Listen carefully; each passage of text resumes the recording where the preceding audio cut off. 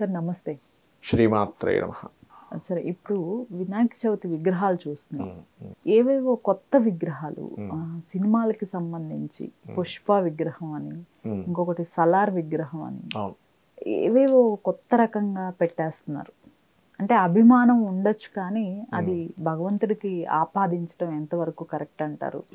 అసలు ఈ వినాయకుడి విగ్రహాలు ఏ ఏ రూపాల్లో పెట్టుకోవచ్చు అంటారు? తప్పకుండా అమ్మ. ఫస్ట్ ఆఫ్ ఆల్ ఏంటంటే, మనకి ఈ సిచ్యువేషన్ని స్టార్టింగ్లో ఆదిలోనే, ఇప్పుడు స్టార్టింగ్లో ఎక్కడో ఒక విగ్రహాన్ని మార్చి ఉంటారు చూసారా, ఒక 20 ఏళ్ళ క్రితం 15 ఏళ్ళ క్రితం ఎక్కడో, అక్కడే గనక అందరూ గనక గట్టిగా గనక నిలదీసి గొడవ చేస్తుంటే ఇంకొకసారి అట్లాంటిది పెరిగేది కాదు.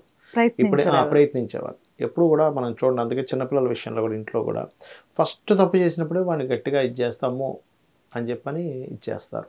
అలా ఏంటంటే ఏదైనా కానీ స్టార్టింగ్లోనే మనం దాన్ని పట్టుకోగలగాలి ఎప్పుడు కూడా. మన నిజ జీవితంలో జరిగేటువంటి పిల్లల విషయంలో, పెద్దల విషయంలో కానివ్వండి. అలాగే మనకి ఈ విగ్రహాలు ఇప్పుడు టాపిక్ వచ్చింది కాబట్టి, ఫస్ట్ ఆఫ్ ఆల్ ఏంటంటే మనం ఇప్పుడు మనం కొంతవరకు మనం ఒక టాపిక్లోకి వెళ్దాం. ఎలా అంటే, సరే నాకు అభిమానం, భగవంతుని ఏ రూపంలో చూడకూడదని ఏమైనా ఉందా అని అనుకుందాం కాసేపు. ఉంది అంటా నేను. ఎలా అంటే, మనకి ఈ అవతారాలు ఏవైతే ఉన్నాయో, నాట్ ఓన్లీ గణపతి అని కాదు, లక్ష్మి కావచ్చు, విష్ణువు కావచ్చు, ఈశ్వరుడు కావచ్చు, ఇవన్నీ అసలు మనకు ఎలా తెలిసాయి అంటే, మహర్షులు కొన్ని సంవత్సరాల పాటు, కొన్ని వేల సంవత్సరాల పాటు ధ్యానంలో కూర్చొని, వేదంలో ఉండేటువంటి మంత్రాలను తీసుకొని ధ్యానంలో కూర్చొని, ద్రష్టలు అంటారు వాళ్ళని, వాళ్ళు దర్శించినటువంటి అవతారాలు అవన్నీ. కొన్ని రూపాలకైతే మీకు ఇప్పుడు కేశవనామాలు ఉంటాయి, 24 నామాలు. ఆ 24 నామాలు ఎలా వచ్చాయంటే, ఆ 24 నామాలు శంఖ చక్ర ధర ఏవైతే 4 చేతులతో విష్ణుమూర్తి పట్టుకుంటారో, ఈ మార్పులను బట్టి 24 నామాలు వచ్చాయి. తెలుసా మీకు? ఐడియా ఉండే ఉంటుంది. ఇప్పుడు ఇటువైపు ఉండే పుష్పం ఇటు పట్టుకున్నాను, దానికి ఓ నామం. అంటే ఏమిటి? కేవలం మీ చేతిలో ఉండేటువంటిది ఏదైతే ఉందో అది మారితేనే ఒక నామం మారిపోతుంది. ఓకే, అంటే ఇక్కడ మీరు అర్థం చేసుకోవాల్సింది ఏంటి? మహర్షులు పర్ఫెక్ట్గా గణపతి 32 గణపతులు మనకి మొత్తం. వేరే గానాపత్యులు అయితే 54 గణపతులు చెప్తారు. 32 గణపతుల అవతారాలు చెప్పారు. రకరకాల గణపతులు, బాల గణపతి అని, మనకి లక్ష్మీ గణపతి అని, దుర్గా గణపతి అని, జయ గణపతి అని రకరకాలు ఉన్నాయి. విజయ గణపతి అని అట్లా ఉన్నాయి. ఈ 34 గణపతుల్లో ఈ 32 గణపతుల్లో ఏదైనా చేయొచ్చు మీరు. ఇది దాటి చేయకూడదు. సింపుల్ అమ్మా. ఇప్పుడు పలానా వ్యక్తి పేరు ఏదో రామనో లక్ష్మణనో ఉంది, అతన్ని ఇంకో పేరు పిలుస్తా అంటే మీరు ఒప్పుకుంటారా? అసలు మనిషి పేరే మార్చుకోవడానికి ఒప్పుకోరు. అలాంటిది ఆ యొక్క భగవత్ స్వరూపాన్ని మార్చడానికి మీకే హక్కు ఉంది అసలు? ఫస్ట్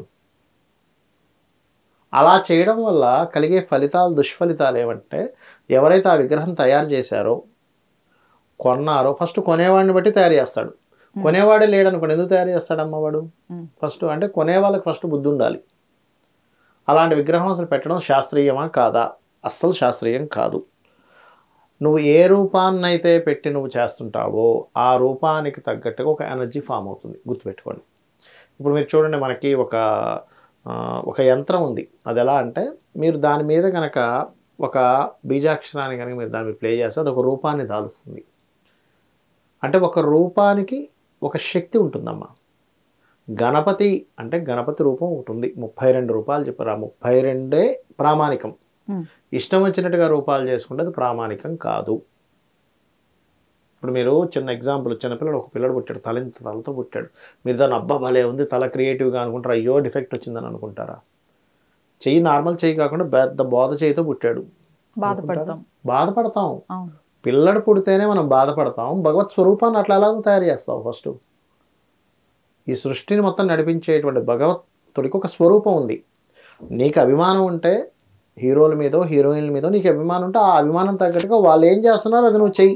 ఇప్పుడు మొన్న ఫ్లడ్స్ వచ్చాయి, కొంతమంది వెళ్ళి అక్కడ సేవ చేశారు, ఫండ్స్ ఇచ్చారు, నువ్వు ఫండ్ ఇవ్వు. అభిమానాన్ని చూపించుకో, కానీ భగవంతుడి మీద నువ్వు ఆ రూపాన్ని ఆపాదించాల్సిన అవసరం లేదు. ఎందుకంటే ఆ రూపానికి ఒక శక్తి ఉంది. ఆ రూపం వల్ల ఒక ఎనర్జీ ఫామ్ అవుతుంది. ఇది ట్రూత్. ఆ ఎనర్జీ ఫార్మింగ్ సిస్టమ్ని నువ్వు డిస్ట్రాయ్ చేస్తున్నావు, పాడు చేస్తున్నావు. నువ్వు చేసేవాడికి చెప్పలేరు, బాబు నువ్వు ఇలాంటి రూపాలు నువ్వు చేయడానికి వీల్లేదు. ఫస్ట్ చేసేవాడిని ఆపాలి, తర్వాత కొనే వాళ్ళకి చెప్పాలి. ఇది ఎందుకు ఇలా పెట్టుకోకూడదు అంటే బికాజ్ ఆఫ్ ఆ రూపం వల్ల ఒక ఎనర్జీ ఫార్మింగ్ పాడవుతుంది, రావాల్సిన ఎనర్జీ సక్రమంగా రాదు, అక్కడ చేసే పూజల వల్ల కానివ్వండి, అక్కడ ఉండేటువంటి ప్రజలకు కానివ్వండి, దానివల్ల ఎఫెక్ట్స్ వస్తూ ఉంటాయి. అది మనం అర్థం చేసుకోవాలి. ఫలితాలు కానివ్వండి, లేకపోతే ఈ చేసిన వాళ్ళపైన, లేకపోతే ఈ కొన్న వాళ్ళపైన, ఇంకా పైపెచ్చు వీటికి చక్కగా పూజలు నైవేద్యాలు పెట్టేస్తున్నారు. ఆ పుష్ప విగ్రహం కానివ్వండి, ఇక ఈ సలార్ విగ్రహాలు కానివ్వండి. ఏం లేదమ్మా, దుష్ఫలితాలు అంటే ఏం లేదమ్మా. చిన్న ఎగ్జాంపుల్ చెప్తాను చూడండి. ఇప్పుడు ఇంట్లో ఒక మగ పురుషుడు ఉన్నాడు, ఆ వ్యక్తి చీర కట్టుకొని తిరుగుతా అంటే ఇంట్లో వాళ్ళు ఒప్పుకుంటారా? చిచి ఏమిట్రా ఈ చండాలం అంటారా అనరా? అవును. స్త్రీ కట్టుకోవడం వేరు, లేదా మధ్యస్థంగా పుట్టిన వాళ్ళు ఉంటారు, భగవత్ వాళ్ళు చేసుకున్న దీన్ని బట్టి వాళ్ళని భగవంతుడు అలా సృష్టించాడు పాపం, వాళ్ళ ఇది వాళ్ళు కట్టుకుంటే దట్ ఈస్ డిఫరెంట్. కానీ ఒక పురుషుడు నిజంగా ఉండేటువంటి పురుషుడు చీర కట్టుకుంటా అంటే ఒప్పుకోరు కదా. ఏమిటి చండాలు నువ్వు కట్టుకుంటున్నావంటే, స్త్రీ కట్టుకుంటే లక్షణం లక్ష్మీదేవి అంటాం, పురుషుడు కట్టుకుంటే అది డ్రామా అయితే వేరు. మళ్ళీ ఒక డ్రామా చేస్తున్నాం కామెడీ కోసం, దట్ ఈస్ డిఫరెంట్ కేస్. అవునా కదా? మరి అలాంటప్పుడు నువ్వు దేవుడికి ఎట్లా ఆపాదిస్తావు? చీర కట్టుకునే ఇది, లేకపోతే ఇంకొక హీరోయిన్ పక్కన ఉండి డ్యాన్స్ చేస్తున్నట్టుగా. ఇంట్లో ఉండేటువంటి వాళ్ళు సరదాగా చేస్తానంటేనే ఒప్పుకోనటువంటిది భగవత్ స్వరూపాన్ని ఎట్లా నువ్వు అర్థం చేసుకుంటావు అనే దాన్ని మనం అర్థం చేసుకోవాలి. ఈ ధూపాలు నైవేద్యాలు పెట్టడం, అసలు ఫస్ట్ ఆ బొమ్మ పెట్టడమే పెద్ద ఇదంటే మరి ధూపాలు దీపాలు నైవేద్యాలు ఏంటి అసలు? అది ఎలా ఉందంటే ఆల్రెడీ చీర కట్టుకోవడం దరిద్రం అంటే దాన్ని తీసుకెళ్ళి ఫేస్బుక్లో పోస్ట్ చేసినట్టుగా ఉంటుంది. అది అదంతా చండాలం.